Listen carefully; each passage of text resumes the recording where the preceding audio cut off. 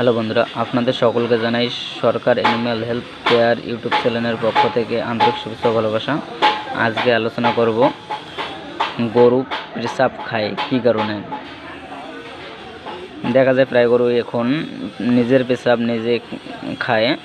এটার সমাধানের জন্য আমাদের প্রথমত করতে হবে নাইট্রোনেক্স কৃমির ইনজেকশান করতে হবে চামড়ার নিচে বডি ওয়েট অনুযায়ী।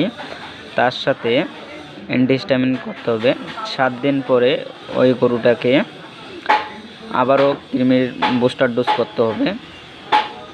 তার সাথে আমাদের যেগুলো খাওয়াতে হবে, ফিরোভেট সিরাপ খাওয়াইতে হবে 50 ml করে দিনে একবার। সাথে আয়রো প্লাস পাউডার 100 গ্রাম, এটা বডি ওয়েট অনুযায়ী 10 থেকে 15 গ্রাম দিনে 2 বার পাউডার খাওয়ার পানির সাথে মিশিয়ে দিতে হবে।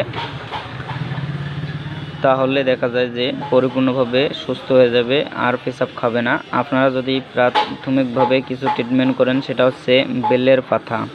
আপনারা যদি বেলের পাতা প্রতিনিয়ত 15 থেকে 20টা পাতা রস করে খাওয়ান, তাহলে দেখবেন যে অনেকটা পেশাব খাওয়া কিন্তু কমে যাবে।